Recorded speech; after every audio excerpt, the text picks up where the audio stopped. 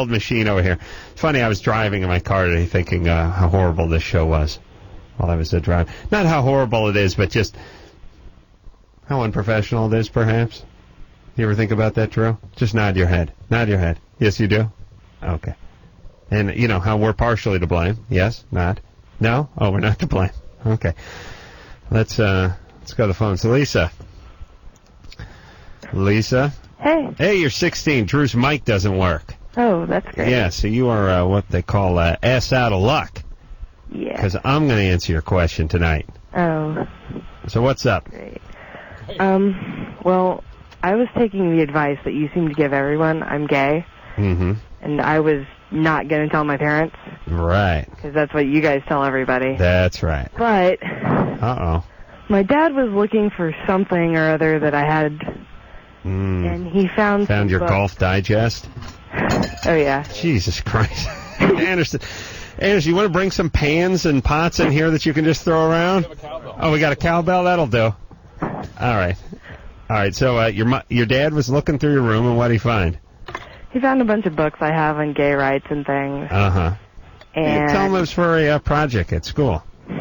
Yeah, well, I went through that for a little while, but he unleashed a folder full of clippings I had, and I had, like, numbers for a local support group. All righty. And so he knows you're lesbo now, right? Yeah, and he told my mom, and they're freaking out. Do you like your dad? No. Shocking. Drew, you're missing a good call. I'm listening. I had a feeling you didn't like your dad. No, I really, really, really don't like Well, my good. You found a way for him to find out you were lesbian without actually feeling like you did it on purpose, even though you probably did it subconsciously. See what I'm saying? Yeah, it's possible. Well, here's what I'm saying. You're a smart person. Man, you certainly are for 16. Especially, sound like you're in your, third year of med school or something. But, oh, boy, now we're going for it. It's very confusing here because Anderson is running all over the studio trying to give Drew new microphones, and none of them will work. But you're angry at your dad. You wanted to find a way. All right, Drew, please, be quiet.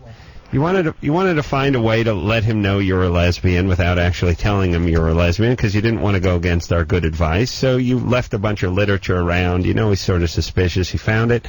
Now he knows, and it's sort of mission accomplished. But where do you want to go from here?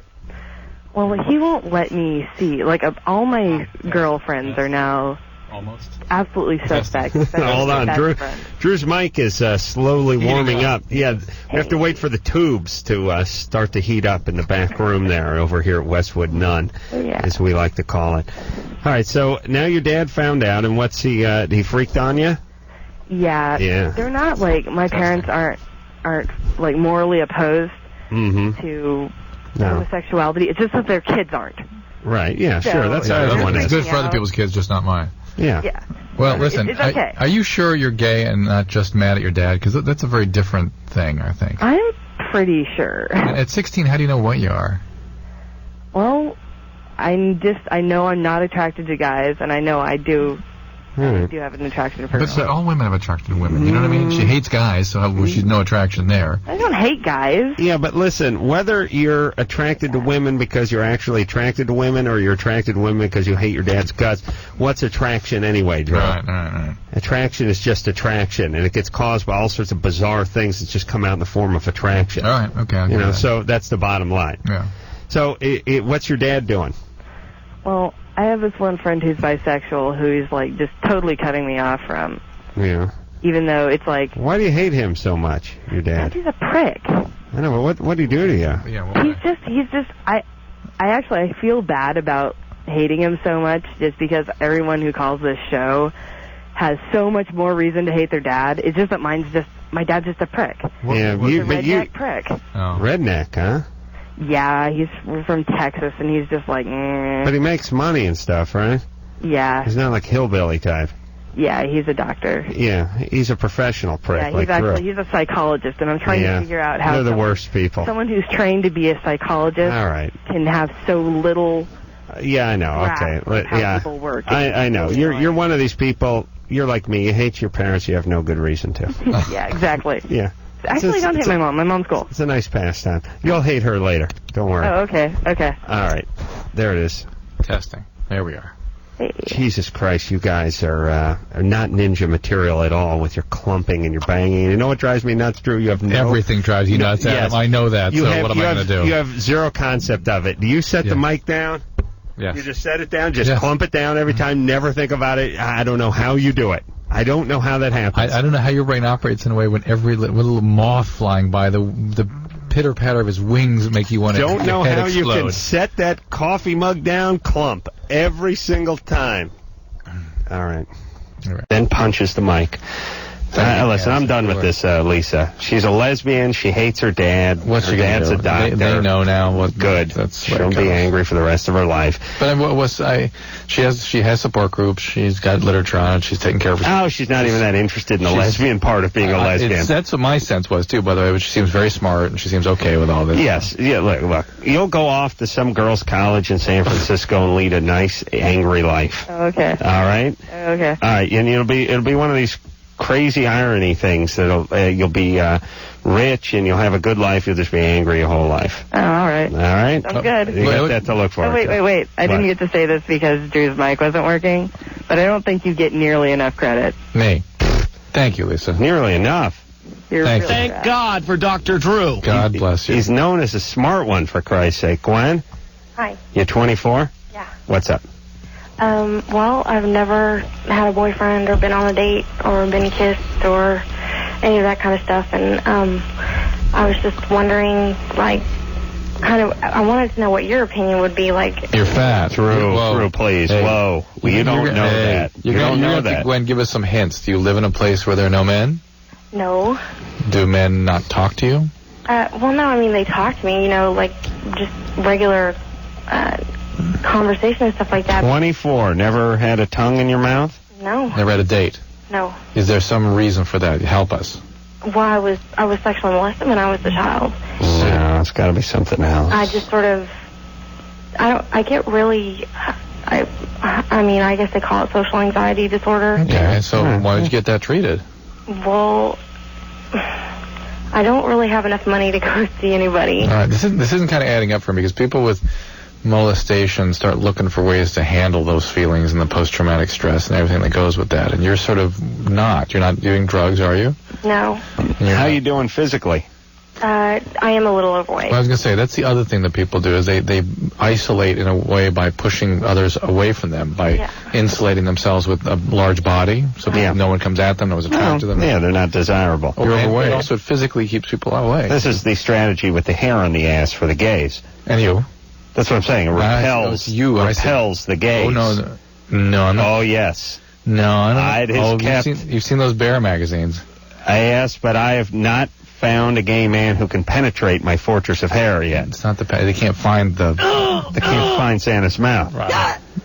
Okay, so Gwen, you got to get some help for the molestation stuff, and this other stuff will start to fall by the wayside. Could you? I don't think about the molestation anymore. It's been you just act like you've been molested. You don't think about it. It's a part of you. I know, but it's like, I pretty much, what I feel like is a 12-year-old trapped in a 24-year-old's body because I have no clue how to, interact with men. I mean, I can talk to them. You don't have to do anything but show up and drink a few wine coolers. Please. I love when women say this. I don't know what to say. I don't say nothing. Just hold still. Wait, hold on. Drew, it's amazing to you that... Have you ever required anything from a woman? Seriously. Close your eyes. Well, yeah, actually, I like the ones that keep talking because then nothing is required of me. Well, think about this, Drew. I'm going to ask you two questions. One before marriage. Yeah. Did you ever, on all your picking up women, meeting a woman at a party, meeting one at anywhere, did you ever need her to really do anything except for be receptive? Receptive. And just to sort of stand there and say yes? You need receptivity. Yes, and when you said, hey, could I have your phone number, you needed them to say yes. Mm-hmm. Other than that, there's nothing they needed to do. After then marriage, weigh the amount of things you've said to your wife, things you've needed from her, as opposed to the times she's needed things from you or needed you to do something. Do you know what I'm saying? No. How many times have you gone to a woman and said, you're not doing enough blank for me, or here's where you're coming up short for me? A little bit of that. You do that? I do that. Oh, man. You're a chick. I don't believe I've ever told a woman, here's what I need more of. Yeah. Other than, like, oral. I don't think I've ever had a conversation about what they're not doing for me. That's what I'm talking about. No, you're talking about oral. That's smart. No, but it's got to be 1,000,000,000 to 1 is the amount of times that they've come up to you and go, here's what you're not doing for me. I love that. That's great. We've got a great gene. Hey, Gwen? Uh-huh. You get, who molested you? Well, a woman and a man. Oh. How old were you? The first time, probably 12. 5. A woman, a man, separately, or did they? It was 2 different incidents. 2 different ones, huh? Yeah. And were they family members? No, they were friends of the family. Huh. God, that is weird. And they didn't know each other either? No, it was like years apart. I was probably like 9 the second time around. Give your dad a good swift kick in the nuts from me, and give your mom a good sock in the boob for picking 2 friends, male and female, years apart, who would molest their kid. Yeah. Hey, your parents are got to be just world-class a-holes. Why? I mean, they are oblivious. They never ask me. Well, they kind of make fun of me because I don't date, but... But imagine you bring home... Imagine how screwed up your radar dish is. You're bringing home 2 friends. Each of you bring one home. One of each gender, and they both have at your daughter? Yeah. That's all. All right. Are you able to work and take care of your life and everything? Well, it's just now kind of coming together. I kind of have a, what do you call it, self-destruction mode kind of thing, where paying the bills and things like that is... not a priority? Yeah. Yeah, me neither. Hey, you got to get one of the money managers, though. Yeah. You got to pay them like $1,200 a month, but they take care of all the bills. It's great. Hey, Gwen? Uh-huh. All right, you need some therapy, baby. That's it, because we shouldn't even discuss dating. And maybe even just some medication for the social anxiety so you can function socially. Right. So where should she start? The other thing we can advise her to do is just go out there and begin trying to date. Just meet Yeah, but she's going to hook up with some abusive a-hole. Yeah. Some alcoholic guy. Next thing you know, she's going to have one of those gimp ball gags in her mouth and be in some basement somewhere. All right. Okay. It's an interesting twist on the mic punching you just did there, Drew. It's the bass whack. I don't know, you're under stress tonight. Lisa? Yeah. You're 24? I am. The reason why I'm calling is because I've been dating my boyfriend for about 3 years. Mm-hmm. And in just about the last year, whenever we sleep together, I think about women. Like, I'm fantasizing about women while we're having sex. You ever had anything like that before? I'm sorry? You ever had anything like that before? Never. Never. What do you think about it? I mean, I think about, like, doing nasty things with women. And what do you think that's all about? I don't know. That's the whole problem, is that I can't... I mean, I've heard you say that women will come up with that kind of fantasy because of pornography. You're a lesbian. No, do you want to do that? Well, I mean, my desires are telling me yes, but I've never... I mean, this is something that's new to me. I'm 24. I mean, I thought these things would have come up before. Right. I mean, I've been dating men since... No, listen, so then how is this relationship going with this guy? Great. I mean, we've been together for 3 years, but he's not the man I want to marry, but he's my best friend. One of the things... Ooh. He's what? Her best friend. Yeah. Ooh, that's not good. But I'm leaving the state. I'll tell you, one of the things we have seen repeatedly is that women who really do care about their partners but really aren't in love with them and can't quite come to terms with that, rather than fantasizing about being with men, which it becomes too threatening to them, start fantasizing about being with women. We do? That's what we found out? I've seen that several times, too. I didn't know we knew that. Forget these things, Adam, but it keeps the show fresh. I go home, have a bong load, and do the same show all over again the next day, and everything's just as fresh as it was. Meaning to talk to you about that. But the repetitive stuff about whacking the mic. Anyway. Punch the mic every show. Please. It just seems that way. Every show's a new show. You know what that mic is for you? You know at the beginning of the Notre Dame football games? Yeah. There's a sign in front of the cement stairs that leave the locker room that says play like champions. And each player that goes down the stairs and enters the field, that's what that is. They whack that sign. Yeah, so every 20 That's what the mic is for you. Every show, pow. Every segment. Anyway, Lisa. Yeah. So the fact is, it's probably more that this relationship is wrapping up, and you have some some needs that aren't getting met here in terms of what you need from intimacy, and it's safer to think about women than men right now for some reason. So our breaking up is kind of inevitable. I'm leaving the state. I know, and you're kind of riding it out in the meantime, when in fact you ought to just get on with it. And get Well, she's leaving. When are you leaving? Probably like 3 months. All right. So my question was, when I start entering the dating pool again, should I be looking for women? You get broken up first and then see what your feelings are. I predict that suddenly these same-sex feelings will be sort of dwarfed by your attractions for men. If not, you start dating women. But it is peculiar that it would surface at 24. What about this theory, Drew, the up the ante theory? I beg your pardon? Up your ante, you son of a... The up the ante theory I have, which is you're already having sex, so what are you going to think about? Addicts do that. I don't know if she's an addict. It's got to be even... Like, when you're not having sex, you're just having at yourself, or you're sitting at your desk, you're fantasizing about sex. Now you're actually inside a human being. Now what do you think about? Well, you got to think about something sexier than sex, so you've moved on to something sort of taboo. But most people don't do that when they need higher... No, I know they don't. I mean, that's stupid. When people need higher levels of thrill, it's a certain circumstance. Lisa? Yeah. You're not alcoholic? No. Okay. No, but I would kind of like to throw it into the pool that when I am masturbating, I fantasize about women as well. No. All right, well. You have always done that? No, same thing. The last year. Lesbian. Just you'll get broken up and see how you feel. Well, she's fantasizing and masturbating about it, then she may be heading that direction. All right. Drew, you don't do that? You don't up that ante? No. Huh. Yeah. I don't. It's all pizza.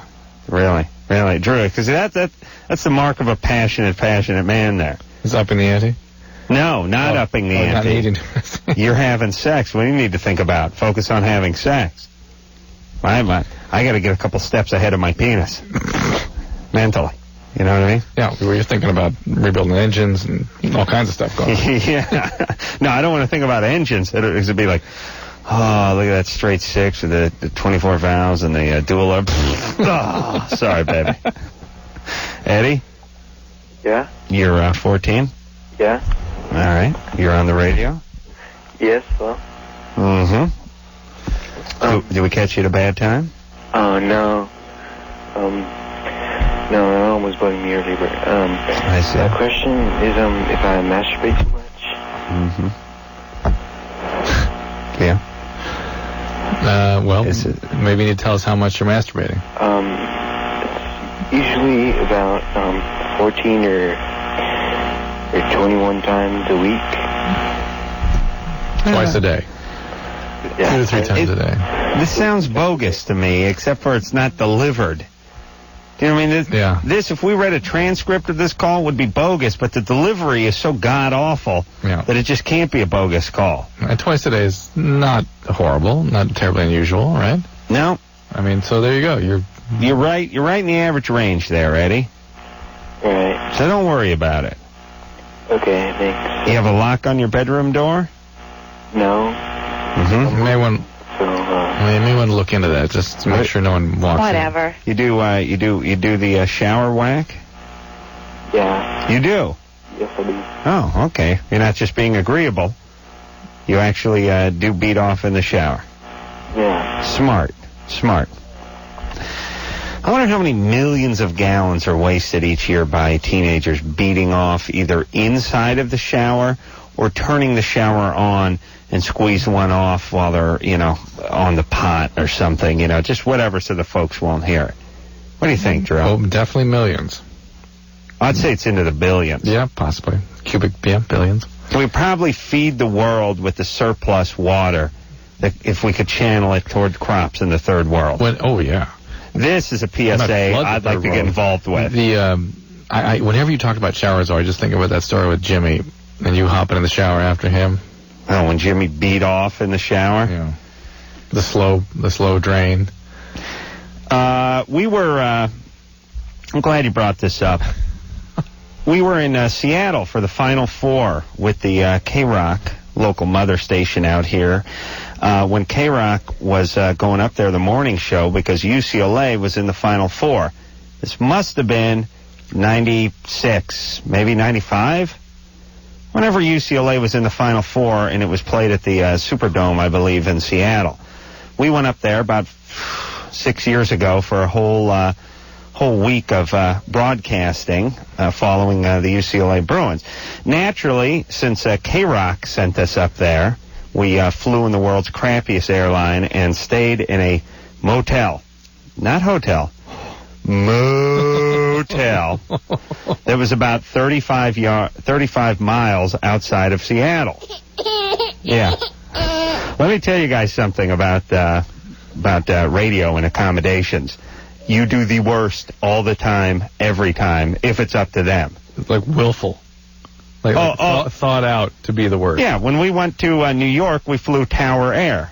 Now, a coach on American or United was the same price, but we flew the one that had the 747 with all the seats taken out of first class, 500 people on a 747, and no terminal, a bus that you had to take to the plane, which took about 4 hours to load the 500 people along with the farm animals onto the plane. Yeah, no, it's oppressive. It's there to let everyone who's working for the radio station know who the boss is. That's how radio works. So we stayed in Seattle. We stayed at a motel, and I'm talking about the kind of motel that when cars pull up into the parking lot at night, their headlights illuminate your room. Right. That kind of motel. Right. And we're on the first floor, and naturally Jimmy and I could not have our own room because this place must have been $26 a night, possibly $28 during peak season. So there's no way you're going to float that. I mean, this is times 4 days, so it starts to add up. Before you know it, you're at $80. So Jimmy and I had to stay in the same room. And because this was, I don't even know, I wouldn't even consider this to be, this was not in Seattle. It was 30 miles out of Seattle. We would have to get up at 4:15 in the morning in order to, make it out to Seattle and do our show every day. And Jimmy and I stay in the same room. So, we're at strip club till 1:30 that night. And, of course, the alarm goes off at 4 a.m., and Jimmy hits the shower, and he hits it first. And because it's a dump, it's one of those tubs that don't drain. The shower's over the tub gets filled up with the shower water. And by the time he hustles out of the bathroom and we're running late, we're on the move, we got a morning show to do, I jump into the shower, and there's probably hair in there from truckers that have killed thousands of hookers, over the course of the last 30 years, and the water's not draining properly. And there's about 9 to 11 inches of water at the bottom of the tub as I hop into it. Mid-calf. If I was to wait for it to drain, I would have missed the morning show. Yeah, the only other choice is bucketing it out. And who the hell cares? I'm a slob. So I get in there. I fire up the shower. I'm in there. I'm getting it on. And Jimmy bangs on the door and yells, "Watch out, I jacked off." Yeah. By the way, what was his intent with that? Watch out! You're standing like we might get you. I think he was genuinely concerned. I think he was concerned tell by the little delay there and the conscience that finally registered. Mm-hmm. He had to come and make sure that you watched out. Yeah, he wanted me to watch out. He wanted me to hit an iceberg. Yeah, right. And let me tell you, I have fairly hairy calves and shins, so if something would have made contact, it could possibly still be there. Possibly. I'm not saying a big loogie size chunk there, but I'm sure for forensic, if I was killed in some horrible accident and there was foul play and some DNA expert was combing over my body, they would probably find some of Jimmy's 1995 Seattle jizz on my chin. No doubt about that. Crusty DNA, yes, indeed. We'll take a little break. We'll be right back.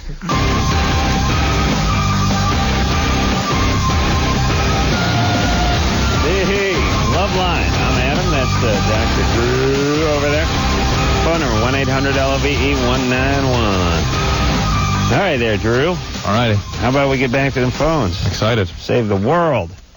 Aaron? Yeah? You're 16? I am indeed. What's up there, Brainiac? Not too much. What about you? Oh, just chilling. Right on. Yeah, there we go. Okay, I have a question about drug testing. Your mom just caught that one. Yeah. That's good. Just the drug testing part. Yeah.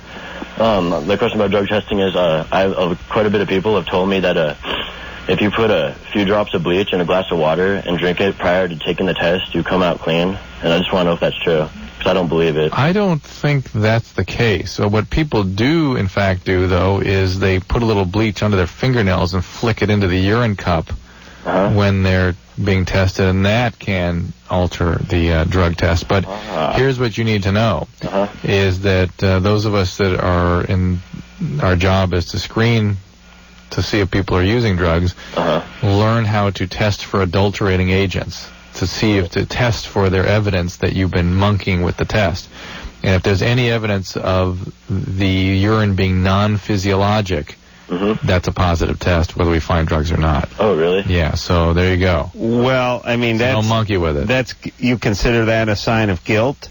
That's positive test, yeah. Adulterated is positive. Well, okay. Oh, listen, Aaron, drink a gallon of bleach and play it safe, for Christ's sake. No, that's nasty. I've done that before. It wasn't a gallon, though. What? I've taken a capsule of bleach. I've tried it before. Why? Because, I don't know, I was just curious and I was bored. No.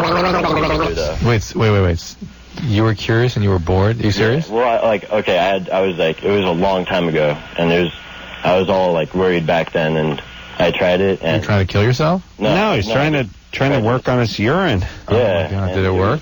It was the worst thing I ever did, and it was the dumbest thing I ever did. Good. Yeah, I had a patient do something like that, end up needing to have his esophagus replaced with his colon. Nasty. Isn't that nice? They had to flip his colon up there to give him a tube to... What did he do, try to clean up his urine? No, he was trying to kill himself. Oh, he was trying to kill himself. Yeah. Well, that's noble. Thank you. Wasn't like he was... Oh, Drew, no way. No way you eating that Twix bar. No, not right now. But it'll sit here for both of us. Okay, let me figure something out, Drew. Yeah.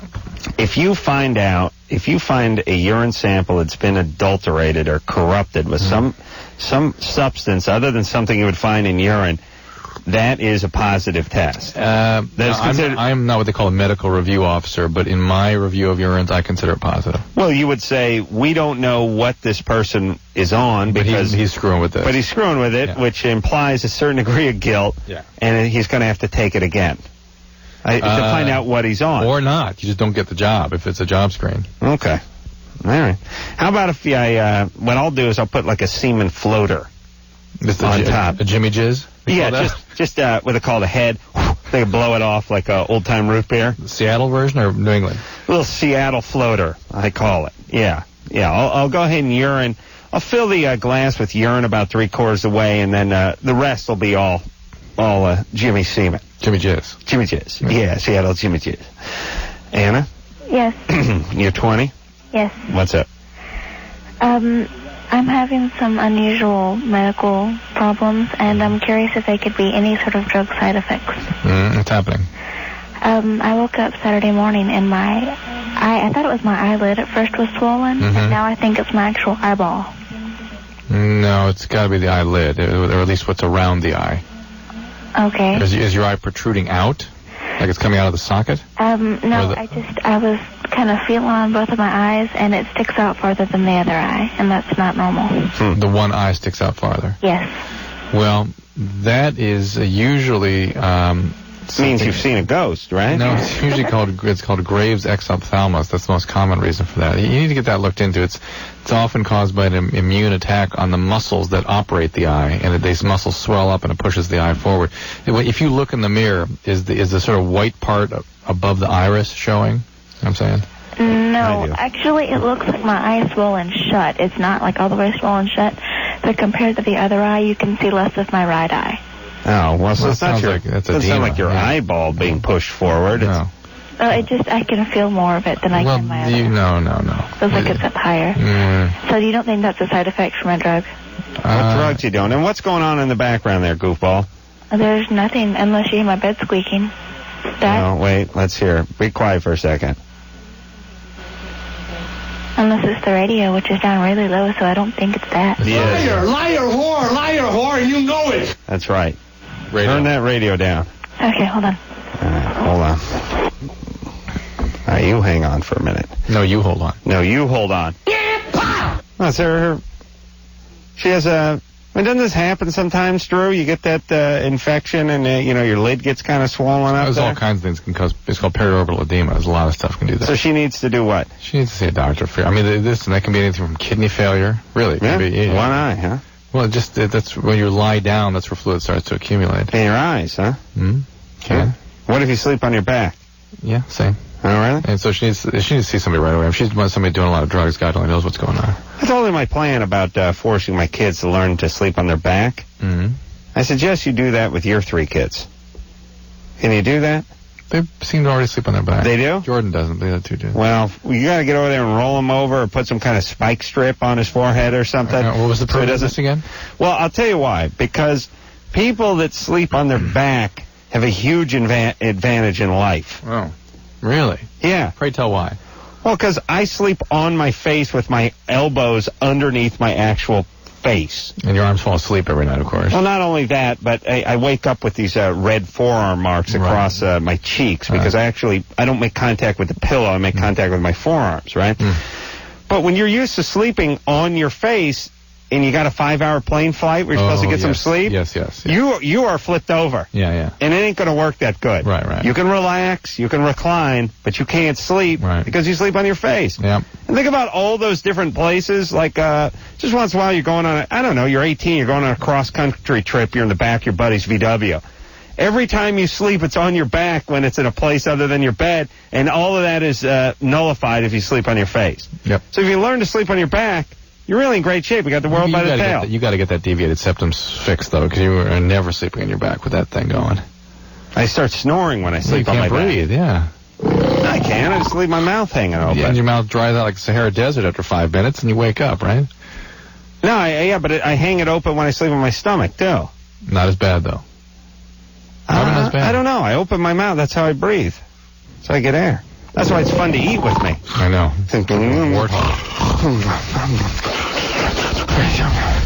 Lisa? Yeah? Yeah. Or Lissa? Lissa, yeah. Lissa, what's up? Nothing much. All right. I actually had a question about sexual harassment. Mm-hmm. My dad, he sexually harasses me. I've lived with him for about 7 months. Your dad does? Yeah, he's actually my stepdad. Perfectly normal, perfectly healthy. And why have you been living with him? He just moved in? Well, my parents are truck drivers, and they worked for the phone company, and they've been trying to raise enough money to get me and my brother to live with them. And where were you living before that? I was living with my grandmother. Okay, maybe you ought to get back with her. They won't let me. I have no contact with her until I'm 18. With your grandmother? Yeah, they don't like her very much. Why? Because she tried to help me, and they're psychotic. Why can't you figure out a way to get some support or some way to get away? It seems like you should be able to make a case if they're being that inappropriate with you. Well, I called Child Protective Services. Yeah. And they came and they investigated, and my dad told them that it would stop and that it was just a game.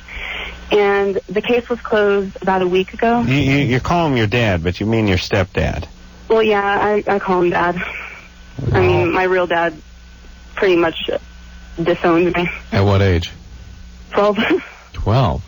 And what happened to him? You're only 15. Yeah. Yeah, he's an alcoholic, and he kicked me out because he thought that I was smoking pot and everything, which I was, but he didn't know that until kicked me out.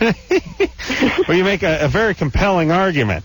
I thought I was smoking weed. Of course I was. You make a great trial lawyer, wouldn't you? Politician, what are you talking about? Well, what can you do, you know? Your Honor, the prosecution would say that my client is guilty, which he is. You are found guilty as charged. All right, so there, Lissa, your family sounds like just hillbilly, albino, white trash.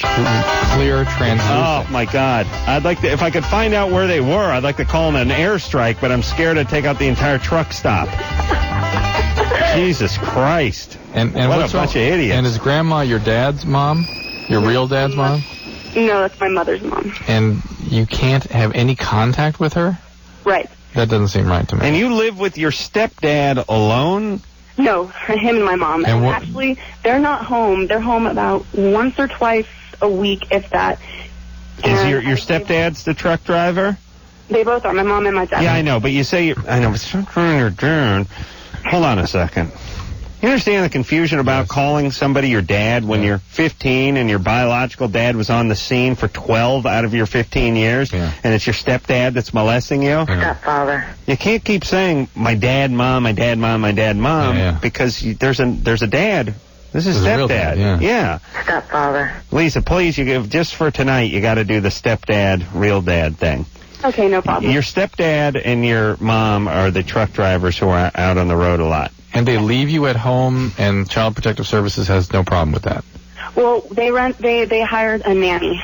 All right, and does the nanny help you deal with this? Yeah, she helps a lot, because I've been grounded for 7 months now. What? And Grounded? Yeah. Why? Because they caught me for every little bad thing I've ever done in my entire life. Heroin, cocaine, marijuana. Prostitution. Yeah, prostitution. White slavery. What is it your stepdad is doing to you? Well, he grabs my breasts and the other day. Perfectly healthy. Yes. The other day he was talking to me. He's like, if we had sex, it wouldn't be a problem because I'm not your biological dad. Yeah. And I was like, what? What are you talking about? And he just grabs me in inappropriate places. Come here and give me a hug. Hold on, Drew. Now Drew is starting to get a feeling like Lissa is a problem child who's manufacturing a lot of crazy stuff.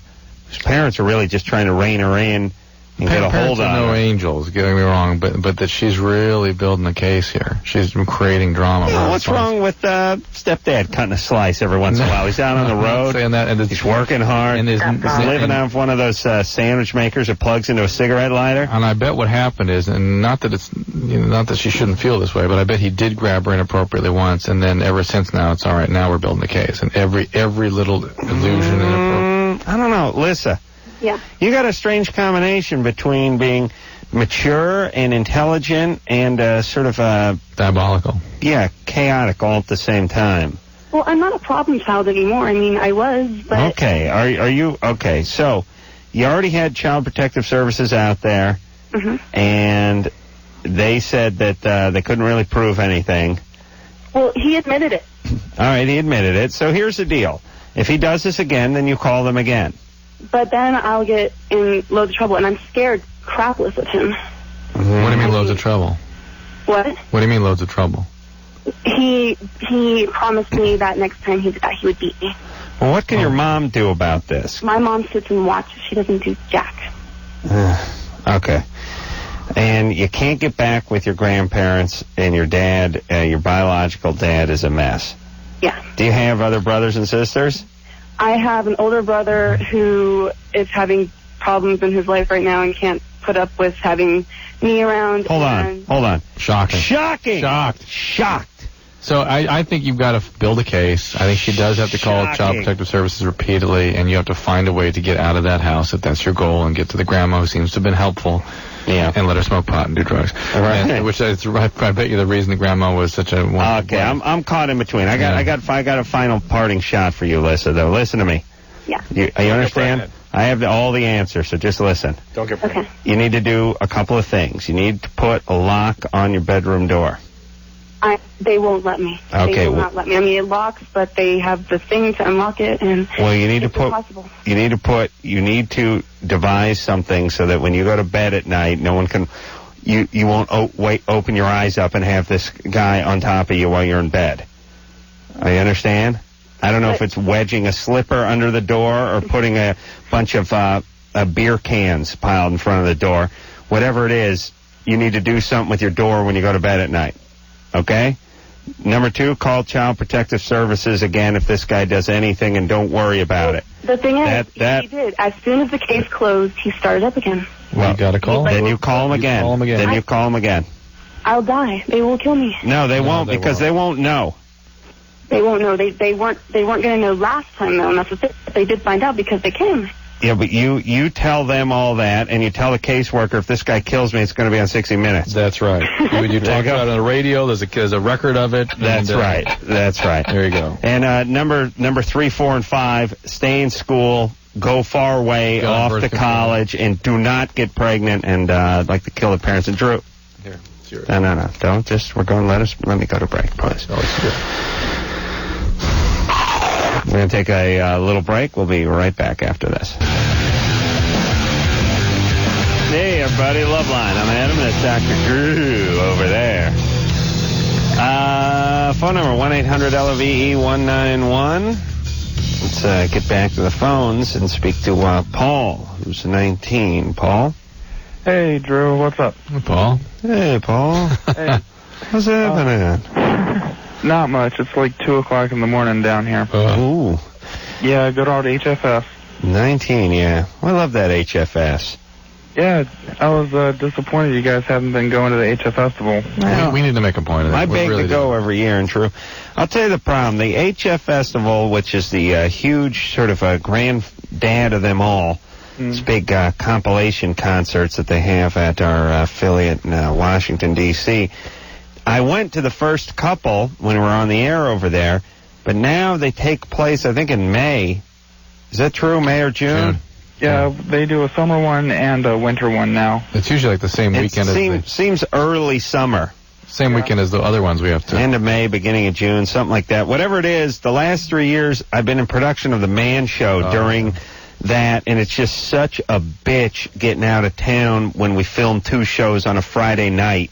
Yeah. It's so hard to go. What do you do? Fly to D.C. Saturday morning, then come back and do the radio show the next night? And it's like, and then we're filming stuff on the weekends and stuff. So that's my excuse. But I did have a great time out there, especially when I ate a ton of soft shell crab with Trip Reed, the general manager out here, and vomited all night. And he yelled at me on the plane on the way out there for making fun of Mountain Dew, calling it nectar of the tarts. Yeah. Okay. I got issues with that too. So. Yeah. All right, there, Paul. Yeah, okay. Well, here's the deal. I'm supposed to be getting married this Friday. Oh, boy. Mm-hmm. My fiance is 31 years old, has 2 kids. Mm-hmm. And I'm supposed to, I ship out with the Navy middle of April. Mm-hmm. Wow. No, I love her. I really do. Mm-hmm. And, I just wanted to know what your take on the whole thing is. You know, you guys usually have good instincts with stuff like this. Well, I mean, about you being away? Well, I mean, about me being away. What's the rush? You're 19. Why are you rushing to get married? Well, I love her.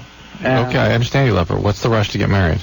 And I'm joining the Navy, and I want to, be able to bring her with me instead of having her sit here at home. I mean, she's living with her parents right now. She's going to go to Korea and watch you bang whores? Where is it you're going to be stationed? I understand. Well, after I get out of basic, I'm going to be down in Texas. And so you can only take her if you're married to her? Yeah, that's the way it works. Well, I mean, look, if he had some money, he could take her up and set her up and everything, but obviously he doesn't. And so there's a little bit of a strategy. It's sort of like the green card thing, keeping someone in the country. Yeah, sort of. Okay, well, here's my deal. I can hear in your voice that you're a stable guy, and that you would be faithful to this woman and stay with her and all that. My only question is she chaotic? Yeah. Who is she is the question. She has a couple of kids. She's 31. That ain't it's not the kiss of death, but is she a chaotic person who comes from a chaotic background, or did she just have a marriage that didn't work out and is looking to settle down? Lots of drama? Well, actually kind of both. She is divorced. Her ex-husband was Air Force, and her father's alcoholic and abusive. I want to get her and the kids out of that situation. Gonna rescue that. Paul, I had this. You know what? My vibe from the first syllable of Paul's call was, Paul's naive and Paul's a steady guy. Rescue. Not the sharpest implement in the shed, but a steady, solid guy, and this chick is chaotic. And now I'm worried. Mm-hmm. I'm worried that she's chaotic. And she's got 2 kids. Mm-hmm. And he's going to get right in the middle of that tornado. Well, all right. There's big tornadoes and little tornadoes, though. So, okay. Hope this one's not bad. We'll be back.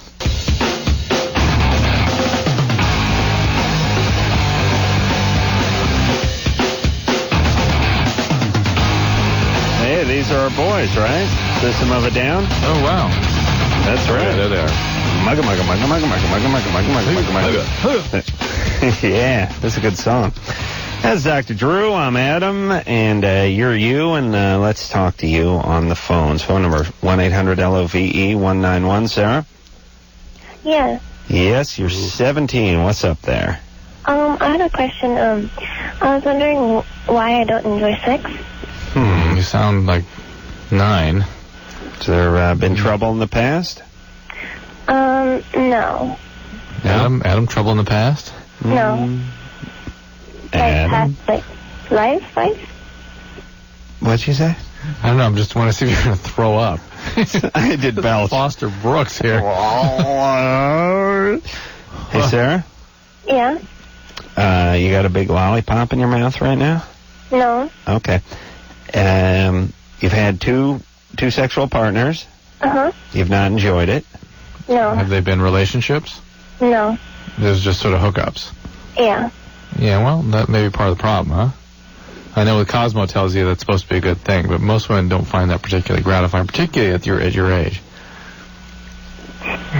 Well, because I have a friend, and she enjoys it very much, and I was wondering, if there's something wrong with me. She probably tells you she enjoys it more just because you don't, because that's the nature of woman, evil. But and some women just do like this, but most don't like the hookups. They find more satisfaction, again, particularly at your age, with a relationship. And it's very hard if you to figure out your whole sexual apparatus with someone you don't even know. Do you get along with your dad? No. Well, there we go. That's strike 2. Any problems? Did he abuse you? Stepfather. No, he doesn't. I just don't get along with him at all. How come? Because he used to be an alcoholic, and then he went to jail for a while because of it, so... Because of his alcoholism? Yeah. When he gets drunk, he likes to beat people. Drinking and driving? Yeah. He had a few offenses? Uh-huh. All righty.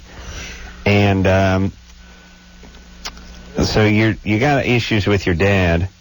You sound like, Dad, you've grown up in a house where Dad was doing a lot of drinking, but never did anything bad to you.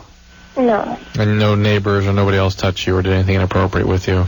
Not that I know of. And no one hit you or struck you? No. You were never beaten or... No. No. Okay, baby. Well, that, definitive answers. Yeah. Convincing. Not that I know of.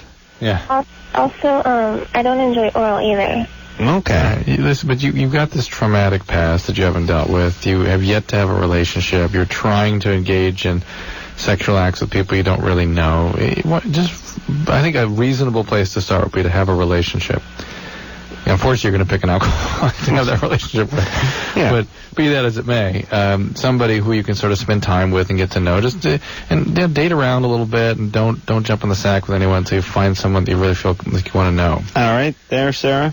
And then when you find that person, kind of work it out and communicate to him what it is you do or don't. And don't sweat it so much. Yeah. You're just a lot of women at 17 claim to get a lot of satisfaction and enjoyment out of sex, but a lot of them are lying. And some do, but a lot do not. Some do, and some don't. You're right, and it really troubles me very much that when women don't measure up to a Cosmo standard, they feel inadequate. Something's wrong with them. Yeah. When that's most of them right now at that age. Yeah, I'll tell you, I was just in a 7-Eleven the other day looking at the news rack with all those magazines. Yeah.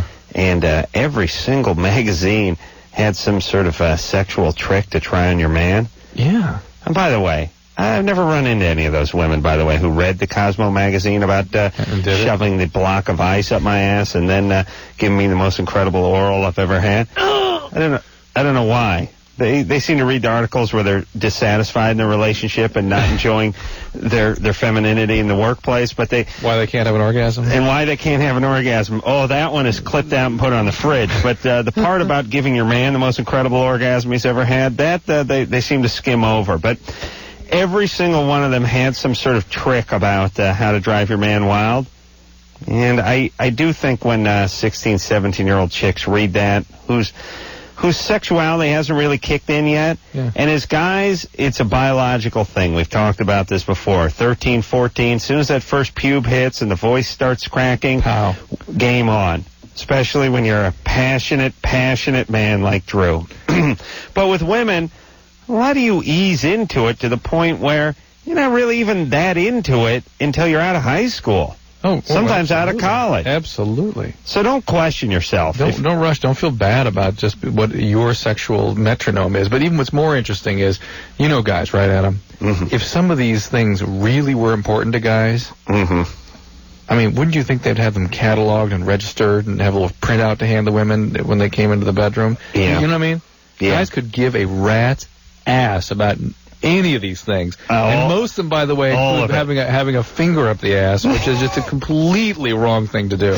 I mean, not pleasant for most men. I know. I mean, men are thinking about that stuff all the time. If it's something important to them, they'd check right in. They'd be all about it. Let me. You never find a guy endorsing that crap. Let me say this, not you personally, Drew, because you're very satisfied in your relationship, but I'll speak for every other man. And Drew, you tell me if I'm lying. Right. Most guys that have been in a long-term relationship would gladly substitute all those tricks.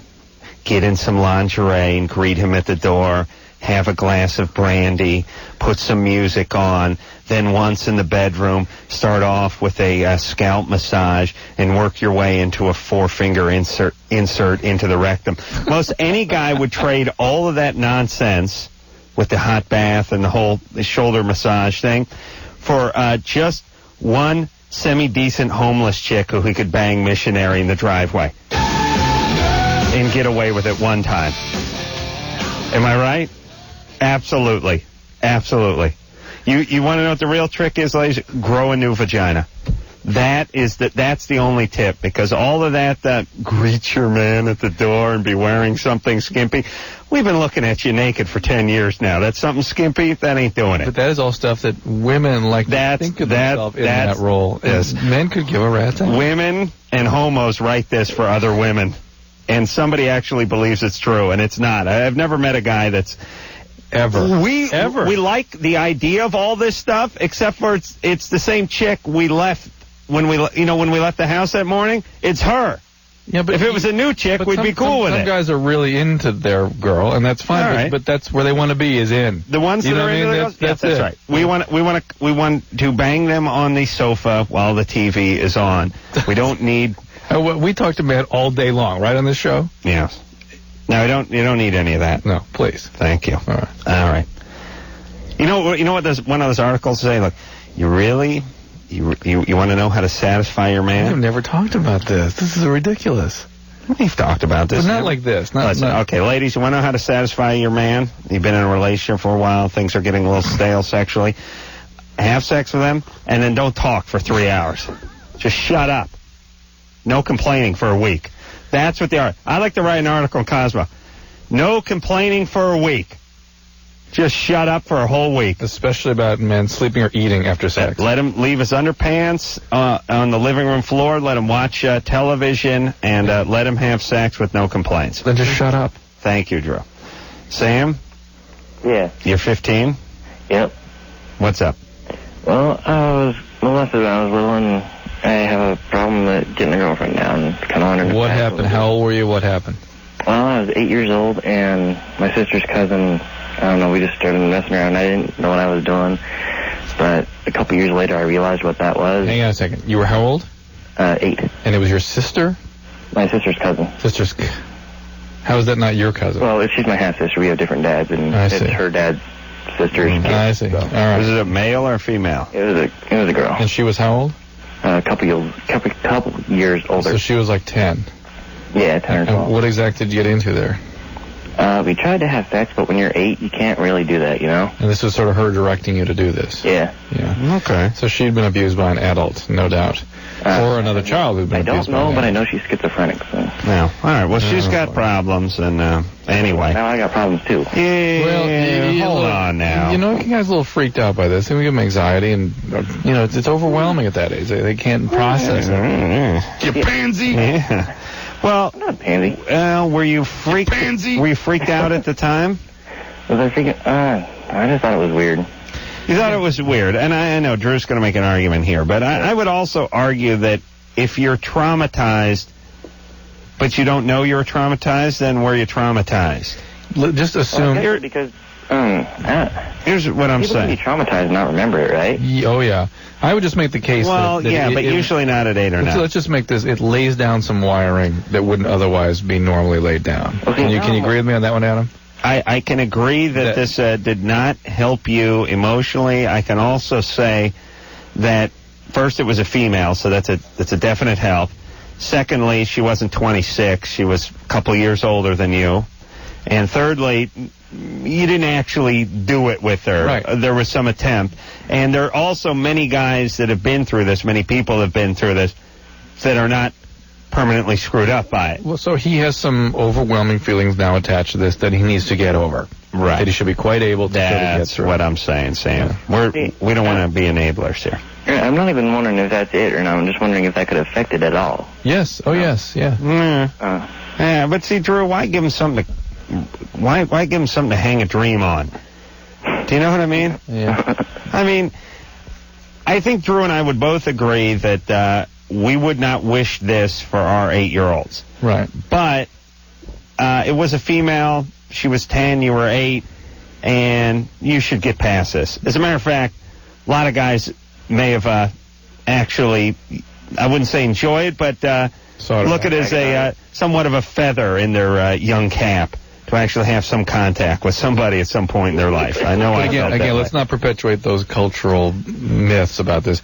It affects the brain development. It's natural. Not a great thing. Anxiety. He needs to learn to manage that anxiety and get on. All right, but it means that there's a bigger problem in my opinion. Now I'm kind of wondering if I'm bi or not because me and I got a best friend. We've been friends for like 3 or 4 years, and he just told me he was bi. Yeah, I don't believe him now. You don't believe me? Yeah, I just stopped believing him. I'm still with you. You don't believe me? I'm still with you, Sam. Dude, you don't believe anyone? No, I'm still with you. We're still with you. I know why he doesn't believe you. I get what he's cluing into here. Well, you are a barefaced liar. Go ahead. All right, well, we were on some drugs at the time, and I don't know, we started messing around, and I don't know, eventually I just kind of, figured out, well, I could be bi, but I couldn't. I didn't like this, but I could still be bi, and I don't know, everything's messed up. What drugs were you on? Cough syrup. Oh, wow. All right. Well, Sam, you got, there's some issues going on in your life. Yeah, I know. Okay, but here's the thing. Oh, man. Work on those issues, but I wouldn't focus solely on the incident that happened with your cousin when you were 8. I would time out for Sam as far as I'm concerned. Sam, these drugs you're doing, they're going to make the anxiety worse, the social phobias worse. The side effects of these medicines on your brain is that they can intensify anxiety and mood disturbances. So you're working against yourself there. You're experimenting in areas that are confusing you more. Just like about a 2-year time out here. Focus on your school, get out of your house, establish a life at college, and then start experimenting again. Yeah. Not now. Time Out for Sam sounds like a kid's book. Yeah. Well, I could see a little Dr. Seuss sort Dr. of... Drew, noted author of Time Out, the Time Out for Sam series. Yes. He wrote Time Out for Sam, Time Out for Sam again, Time Out for Sam. Could you with a girl? Could you with a cousin? Squirrel. Well, what rhymes with cousin? Okay. Listen, all of you. Start focusing on being geeks in high school like Drew. And go off to bigger and better things. I really mean it. I never thought I'd be telling people to do this, but start studying, stop effing so much, and just go off to college, and then get high and start screwing around. It's a lot once you've actually been accepted. Well, do you know what I mean? It's a lot different experimenting in college than in high school. It's a lot different. Well, here's the problem, too. A lot of our listeners and callers treat high school like it was college. Right. And college is the time that people tell you about, well, they started experimenting with drugs and they started drinking more and they started having, casual sex and so on and so forth. But they were 18, 19, 20 and they had somewhat of an adult mind, and they could handle it. They could just the mind development. I mean, the physical development was different. Yeah, they could go out and screw some dorm mate and drink a 12-pack of beer and still make class on Monday morning. Or at least they could wrestle with it a little bit. But if you treat high school like it's that, if you're doing all that in high school, then here's what happens. You get thrown out when you're 16 and a half. You take the GED and you end up working in a Der Wiener Schnitzel for the rest of your life. Once you make it into college, you got a little F-around room. All right, so you get on academic probation, you take a semester off or something. You pull it together and go back. But if you screw it up before that, you ain't never getting in. And you start using words like ain't. Okay, let's talk to Angie. Hi. Hey, Angie. Okay, my name is Angie, and my question is that I like this guy, and we used to go out, and we decide, and we're like trying to figure out if we should have sex or not. How old is he? He's, I think 16. 49. 17. Okay, 17. All right. And so what are you asking us? Okay, well, I've always wanted to have sex with a person and then, like, be with them for a long time. That's a worthy goal. Yeah, but we broke up, and we still really like each other. Well, I think he likes me. I like him. Angie, he wants to have sex with you. Just get that through your head. That's what he's interested in, period. Yeah. Okay. Period. Yeah, so I'm trying to decide. He said that if we have sex, then we'll probably get back together. No, don't believe that. Okay. No. True. No way. Come on, there's no way.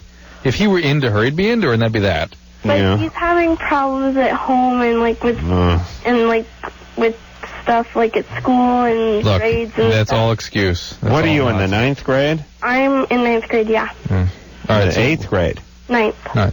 Well, geez, I swear she said 8th. It sounded that way. You're in the 9th grade, and he's in the what grade? He is a junior. All right, so he's in the 11th grade. And what's your question for us? Well, I'm just trying to decide if I should or shouldn't have sex with him. You want us to decide for you? Well, no, but I'm just confused. And Have you ever had sex with him? I've never had sex, period. You're a virgin. Yeah. No. Yeah, this is not going to be gratifying for you. You only can lose your virginity once. As Drew would always tell me, you can only bust your hymen once. Twice if you see one of the doctors that was on this show that does vaginal reconstructive surgery. Yeah. And this ain't the guy. He's a screwball. He's having trouble at home. And just save it for the guy you're in love with and in a relationship with, okay? And save it till you're like at least 16, really. At your age, this age, I think you want to know, this up here on our screen, it says, is it wrong? Is that what your question is? Is it wrong? Kind of, yeah. Okay. You know, wait. It's not wrong, but it's not healthy for you. He was actually the one that told me to ask you guys this question. Angie, it's bad for you. It's unhealthy strategy. For you. Yeah, I know. It's unhealthy for you. It's not going to work for you. It's not wrong. Not right or wrong. I have no opinion of whether it's better or wrong, but it's not going to work. It's not going to be a good thing for you. Maybe he was bluffing. You know, like once in a while when you know you're wrong. Yeah. But you get a lot of bravado, and you go, hey, call the cops. Yeah. Call them. Here's the phone. Call them. Now, if they actually call the cops, they come over and arrest you, but because you hand them a phone and beg them to call them, you figure they're not going to do it. He probably did this with, call Drew and Adam. They'll tell you. I'll be nude with an erection on the upper bunk. On my bed that's shaped like a race car. Drew, why don't they make those race car beds for adults? I'd buy one of those in a heartbeat. Oh, I know you would. In fact, I'm surprised you haven't had one made. I really Fiberglass should stretch out that. I like that. I'm scared, though, like the airbag would go off in the middle of a spirited masturbation session or something. Now it's some sort of, magazine. Adam Carolla lives in Adam Carolla's bedroom. Cribs. Yeah. If anyone listens to me that manufactures beds, I know once you become an adult, like when you're a kid, they're very obsessed with the novelty aspect of beds. Those bunk beds and the race car beds and all the crazy sheets and everything with all the characters. Wow. But then they stop making them so they don't fit on king and queen size beds. I say there's a market for that. That's when they can really cash in, too. Think what you'd pay for that, Adam. I'd probably pay as much as I'd pay for a car. Where's that? It's a car bed, for Christ's sake. Where's the woman that sent us these chairs? We're sitting in these chairs that the woman sent us like 5-6 years ago. They've just changed our life, right? Yeah. We haven't heard from her. I bet they make beds there. Somebody come up with the adult car bed. All right? And I'd like an adult bunk bed, too. King-size bunk bed. Ooh. Yeah. Where I hop up. Every night, even though I live alone, I tap the upper bunk, and I frolic to it, and I jump up on it and tap it. You know what I mean? Get up there and flip down from the top to the bottom. That's right. I do that. I do that gymnastic thing where I hang on to the railing and kick my feet over and do a somersault. And then every once in a while, I hang my head off and I keep all my stuffed animals on the first one, and I go, "Penny for your thoughts," and I laugh and I go back up top to my bed. I would like a king-size bunk bed in the shape of a car. Two car beds stacked on top of each other, like a double-decker bus. Okay. No, I'm serious. I would buy the car bed. And there's a lot of irresponsible adults with extra income that would do this. A lot of single guys, a lot of bachelors with a sense of humor. Everyone we have on this goddamn show would buy one. All these rock stars and everything have racing stripes and numbers and stuff on there. They could sell the sheets and everything to go with it. Speed racer sheets. Okay, I'm getting excited. Oh boy! You know the problem with those car beds? You can't hide stuff under them.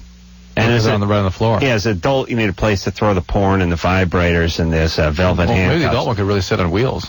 Oh, put a lift kit on it? Yeah. Yeah, put like a add-a-leaf and put like a 3-4 inch lift kit on it. Yeah. Jack it up so you're up against the ceiling. Okay, good times. Yeah, I got a 4-wheel drive car bed. Got a lift kit on it and a roll bar. Yeah, but when a lady would see that, she'd be impressed. Oh, I'm sure. Oh, man, would you have action there? It leaks semen, but other than that, it's a good runner. We'll take a break. We'll be right back. Hey, Loveline. I'm Adam. That's Dr. Drew. Phone number 1-800-LOVE-191. Ex-pop sensation Tiffany in here tomorrow night. Have we ever met her? I met her on Howard Stern a couple of weeks ago. We had Debbie Gibson on. We did? That's right. Yeah, we went and saw her play. Yeah. And that must have been 2-3 years ago now. So Tiffany coming in, I guess she's in Playboy now. I saw the Playboy. Looks good. Ow! Yeah. And I guess she's doing music. All right. Good. No one sells a guest like us, Drew. I'll tell you what. Hey, at least it's not our usual. Who are those guys? There were autograph hounds out here tonight thinking she was coming tonight. Oh, really? Oh, those spastic guys. You know, the only thing worse than the autograph spazzes that hang out trying to get autographs, and if anyone's in a Playboy, that's a coveted autograph for them. Yeah. Especially a cover, it seems like. Yeah. If somebody's on the cover of Playboy or even in a Playboy, if they can get that signed, apparently it's worth another $1.50 on eBay. But you know what the thing? Now, what did I call those guys? There was a cross between maybe geek and nerd, or tard and geek, or pain and nerd, or something like that. They take great offense to that. They take great offense. When I come out to my car, they're pissed off that I called them. But look there, fellas. You're hanging out front getting Tiffany's autograph on the Playboy that you're going to sell for, newsstand is $6.95, but they can get it for $8 on eBay. What's going on with the life at this point? Do you know what I'm saying? It's a hobby. No, it's not a hobby. No? It's an attempt to make money. Really?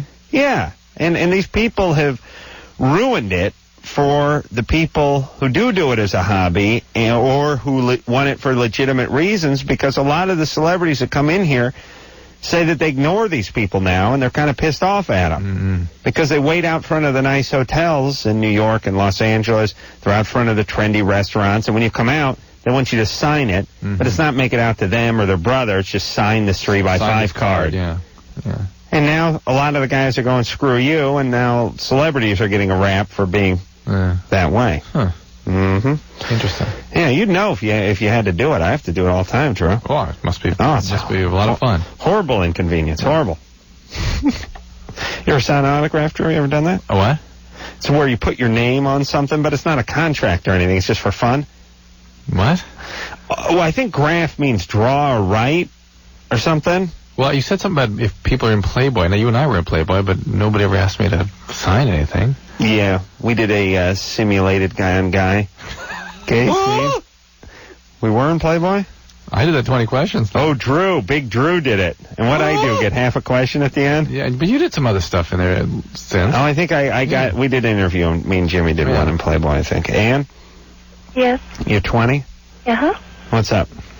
Well, I've been with my boyfriend for a year, and we met back in the year, and we moved in together like a month after we met. Mm-hmm. And then 3 months later, we found out I was pregnant. 3 months later, okay. Yeah.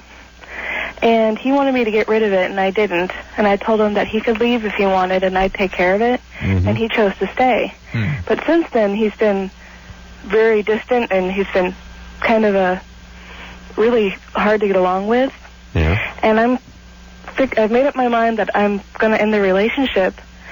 But we live together, and I can't pay the bills without him being here. And I was wondering if us being like roommates, is that going to be detrimental to my daughter? Or because I have a baby. I had her 7 weeks ago. Well, the bad part, really, the first bad part, and I think the most important bad part, is that she's going to get attached to this guy, and then he's going to leave. So unless he plans to stick around permanently, not necessarily living with you, but a regular part of her life, I mean daily, it's probably not a great idea if he's going to be checking out. In terms of the potential for conflict, this is a bad situation. These are bad boundary situations. I mean, you have sort of a dual relationship, and your roommates and your ex-lover, and that's sick. That doesn't work. Yeah, this is doomed, and this is why poor people shouldn't have kids or get hooked on heroin or coke, or when you're poor and then you have some extra stress problem, almost expense. You end up having to do stuff you don't want to do. Yeah. You end up living with people you don't want to live with. You end up having relationships with people you don't want to have a relationship with because he's good for $650 a month. Right. Yeah. So you got to get these things sort of clarified. Do you have any place you can go? Yeah, I have my dad. Well, what about it? Listen, you sound like you're resistive to everything you're saying. If you don't want to hear these things, don't ask the questions. But Drew, please. Will you hear the resistance? Yeah, well, I don't whatever. know. Well, she's confused. I know, but what about your dad? Does he have a room you could stay in? Yes, he does. He has my old room. It's full of stuff right now, but yeah, he has my old room. Where's your mom? Oh, my mom died when I was young. It's too bad. Yeah. Is there any problem going back with Dad? No, my dad and I've had a great relationship. Okay. Go back with Dad. Go back with Dad and bring your kid with you. And I know it's sort of humiliating and defeating, but it's all right. It's all right. Stay in that room. It's a healthy choice. Get back on your feet. You're only 20. Yeah. Give yourself a year, get it together, and then you start dating and everything, all right? All right, so it won't... Okay, I was just wondering... It's not going to work with him living there. Wait a minute. It won't what? Well, I just heard that a lot of the stuff about daughters growing up without their dads, and I was worried about that, too. Yeah, but the worst thing is her establishing a relationship with him and him leaving. Yeah, there's people I know who grew up where their dad was just never in the picture, and they seemed much better off than the alcoholic dad or the disappointing dad or the dad who drifted in, disappointed them, and then left or showed up for their birthday once a year. That ended up being worse. If he is not willing to be in her part of her life from now on every day, which he's not. He's told you he wanted you to get an abortion, for God's sakes. He's not in this. Right. Don't do this. Don't do this to the child. She will find other male figures to attach to, and you can help her do that. Drew, your room at your parents' house, what is it now? Is it a shrine? No, it's just I've never really lived in that house that they're in now. Oh, they're in another house? Yeah. Oh, interesting. Yeah. It's a room we use for the Rose Parade, because I live in the Rose Parade route, so I pack my kids in there every New Year's Eve. So your room... Now, how long did your parents live at your house after you left it? This is how I test families, decide whether I hate them or not. I burn like a volcano inside when I hear about these people. They go, Oh, no, yeah, I grew up in a suburb of Chicago. I go back and stay at home a couple days a week around the holidays. The room's, then I'm talking to guys in their 30s. Yeah. Room's exactly the same as the day I left it for college.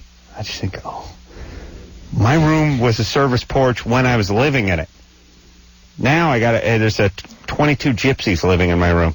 Yeah, but look at that beautiful kitchen and living area you live in now. That great picture window and where I live. Kitchen we live now. Oh, I live now. What you've done to your living space. You made it a shrine. Yeah, but you've controlled your environment yourself. Why? Yeah, why? I don't want to rest on my laurels. I'd rather complain about the past rather than relish the present. Do you see what I'm saying, Yes, Drew? of course. So you're not one of those people that has the same room. No. That. They were gone about a year after I left college. It freaks me out once in a while. You get a girlfriend or something that has that. You open the door and there's the stuffed animals and the bad wallpaper and, just as they left it kind of thing. I don't think that's necessarily a good thing. Well, I'm not talking about, sort of creepy where you hear that twisted play music. La la la la la la la la la la la la. Oh, no, I'm not that creepy stuff. I'm just talking about it is how they left it when they went to college. Yeah. And the parents are like, we're so happy, we're so adjusted, we're so much in love, and the house is so big that we feel no need. And plus, what if the person comes back for a couple days a year? They're going to want to stay in their own bed. Yeah. Did I ever show you my service porch? No, I would love to see it. I've seen the house. I was kind of afraid to go in. Not seeing the service porch. No. My mom can't stand when I do that. Why? Should we show it to people? Yeah. Oh, she hates that. This must be a crowning moment for you. You make sure she's home. Mom, you home? I'll be right over. Showing people the dungeon I grew up in. With your mom sitting right there. What does she say? She don't let him in. Oh, no. She don't want to do it. She knows what it is. She knows what I'm doing. What does she say? She don't go back there. Well, what does she say? What's her... I grew up on a service porch. I understand, but what does she say? What is she... I'm just telling this to the people who've possibly missed one show and not heard it. That's all I'm saying. Hey, how did that song go that you sang earlier, Adam? That one? my fairy tale song, When It Gets Scary. They start off like this. They start off nice. La la la la la la la la la la la la la.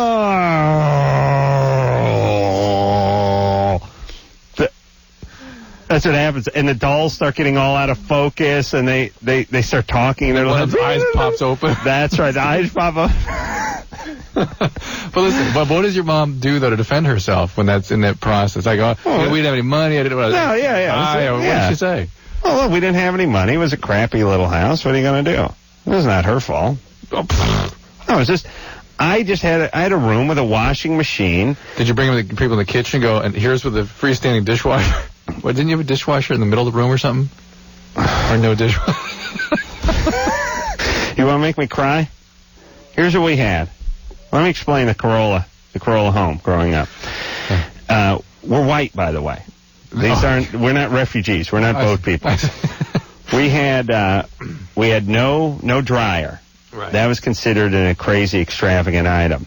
No dryer. And not only did we not have a dryer, my grandparents that lived down the street had no washer or dryer, and my dad's shack in North Hollywood had no washer. Not a dryer between the three Carolla households. In your grandparents' case, inexcusable.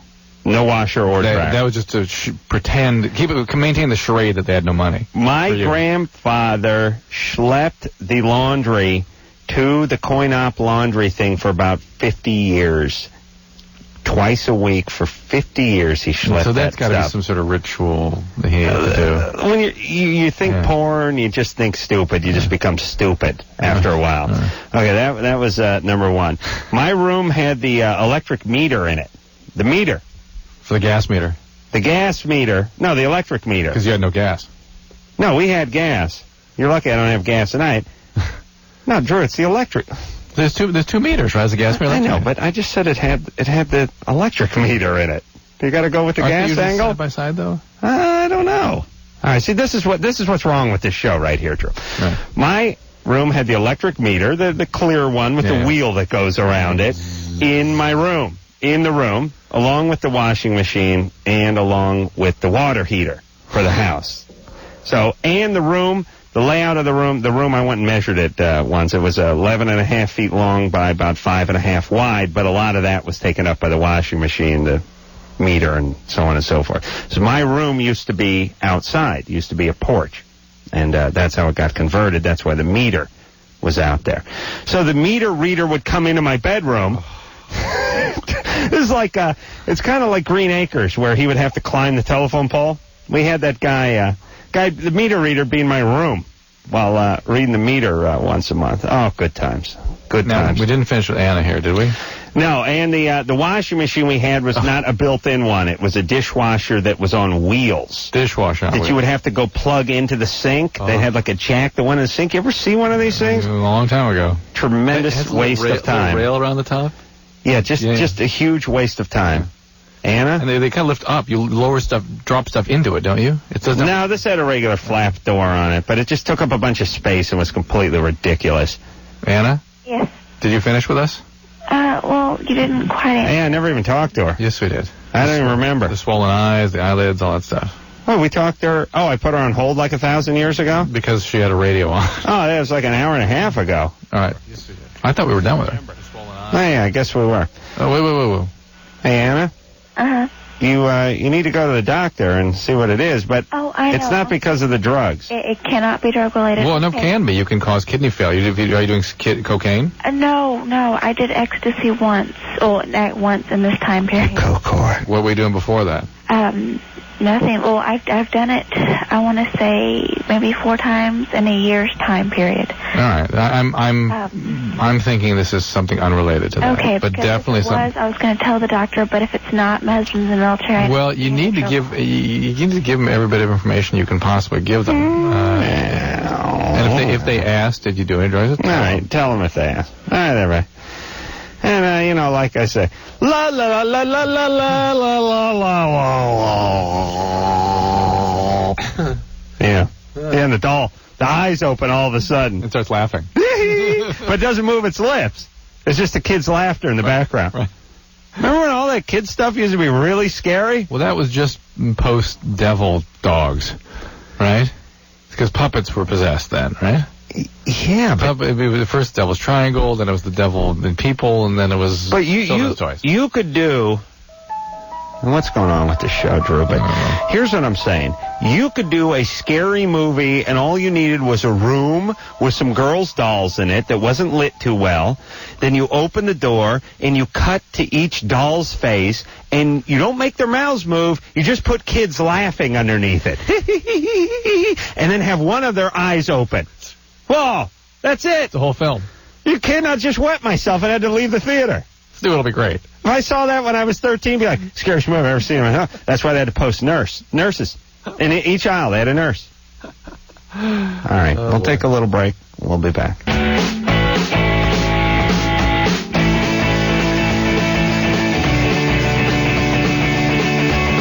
Hey, yo, Loveline. I'm Adam. That's Dr. Drew. Let's get back to the phones. Speak to Jenna, who's 19. Jenna? Hi. Hey. My question is, my boyfriend, he did mushrooms last weekend, and I really liked his behavior while he was on them. Sure. And I was wondering if I should encourage him to continue to do them. No, that's not really a good idea. Well, my main concern is, what are the long-term effects? We don't know. It seems that essentially all the hallucinogens have properties that you would call brain damaging. Uh-huh. And presumably mushrooms is the same, that these chemicals that cause hallucinogenic experiences as their primary influence on the brain are associated with brain damage. So presumably mushrooms will be the same. People don't do that much of mushrooms. Yeah, they seem to be more benign than some of the other hallucinogens, but any way you slice it, doing it... Here's the thing about mushrooms, or any drug. When you really start getting on a serious schedule with it, it means there's problems. Okay. There's also a problem that you would want your boyfriend to be loaded. That really is... Think how exploitative that is of him. Well, he's probably a pain in the ass and hounding her for sex otherwise. I understand that he's a pain in the ass and probably she shouldn't be in this relationship with a guy that she doesn't like or who has no respect for her, but how exploitative of him is it that she's going to use him like a petri dish and just sort of dial in some behaviors that I like? That is not really dealing with him as a person. Well, I've tried to, he has kind of like an anger problem, and so I've tried to get him to counseling and things like that, and actually I offered to go into like a group counseling session with him because he didn't want to pay for it, but I was seeing it at the time. This is malignant codependency. Right. This is what happens when people make it their job to fix another person to the point where they're really willing to even monkey with their biology. This is why in my business, when I'm treating someone, people will actually they'll bring their wife in for treatment, and then when they're in the middle of withdrawal, they'll bring drugs into them. Wait a minute, I thought you were a roofer. That's right. What business are you talking about now? That was my old job. But I run. You're doing composite shingle work. No, and the addiction program I run. But people will bring their loved ones whom they brought into treatment drugs while they're in treatment. They need to keep them intoxicated or under the influence of the drugs because that's the only way they can deal with them. So no matter how bad it is for the person. When I was talking to you about getting an estimate for some hot mopping and some flashing, you were actually a doctor that whole time? Not the whole time. Oh, okay. Pretending part of that. Way off. I got to start paying attention, Jeff. Yes. You're 35. You have the word I was looking for when I was talking about those autograph hounds? I certainly do. Yeah, it's a word I made up, but I can't remember it. I laughed hysterically when I heard it. I never forgot it. All right. The word is sploozer, a cross between a spaz and a loser. Wow. Good word. Sploozer. Wow. Yeah. Well, thanks, Jeff. The guest you had was, I forget her last name, Angelica, hot redhead. Yeah. Now you're starting to scare us now, Jeff. Yes, loser. Thanks. Yeah. Oh. I remember Egatard. But Don't do that when the girl's in bed. It's very naughty. Yeah. Wait till she leaves and don't do it. That was Angelica Bridges? Bridges, yeah, right. Yeah. She lives in that house I almost burnt down when I was in high school. Remember that? Oh, yeah. All right, sploozer, right. Spaz and loser. Egatard. Yeah, sploozer. I'd say that would...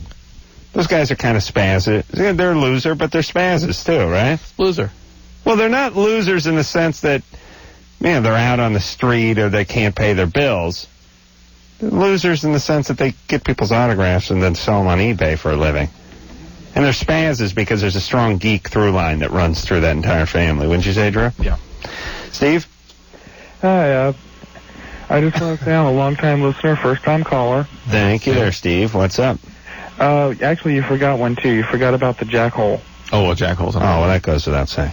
Yeah. Well, okay, my problem is I don't enjoy oral sex. Good times. Mm-hmm.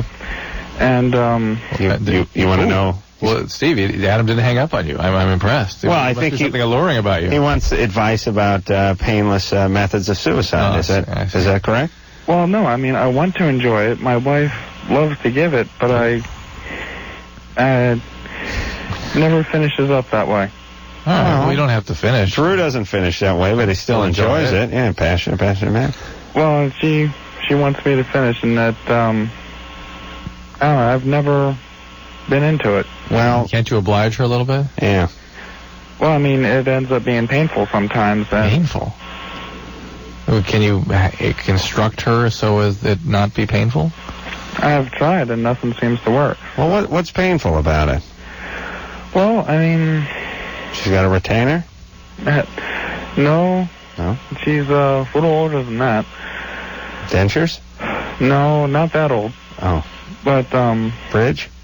Okay. No. All right, go ahead. I mean, when I was born, I had an undescended testicle, and that was removed. Mm-hmm. And, I read in, I think it was a men's journal that, that could decrease sex drive, but... Not likely. You're fine. It certainly has nothing to do with oral sex, because if your sex drive were down, it'd be down for everything. Are you ever think about the fellas? Yeah. You're gay. Uh-oh. Oh, boy. Well, that's something. I have when I was 12 years old, and, experimentation. Why don't you do what I do with my old lady? You tell her to put on some of those cop reflective sunglasses and a fake mustache and just a cop shirt. Doesn't have to put the trousers on. and put the cap on, and then get down, and really give you a good tingly feeling down there. No, that's okay. Well, look, Steve, here's what you need to do. You get yourself started through masturbation, and have her just come in and mop up, so to speak. Although I worry a little about Steve and his proclivity. His experimentation. I don't know. All right, buddy. No more kids. No. If he has any. Yeah. If you have one, give it back. We'll be back. Well, that's the show, everybody. Ex-pop sensation Tiffany in here tomorrow night. Current Playboy. I'm not sure you should describe her that way tomorrow. Ex-pop sensation? Yeah, just pop sensation. Well, I think you'd have to say X. All right. Yeah, and not Gen X. X. God. La la la la la la la. All right. We'll take a little break, and until next time, this is Adam Carolla for Dr. Drew saying mahalo. La la la la la la la la la la la la. This has been Loveline. The opinions expressed on this show are not necessarily those of the staff, management, sponsors, or this station. The producer for Loveline is Ann Wilkins Ingold. Loveline is a presentation of Westwood One Entertainment.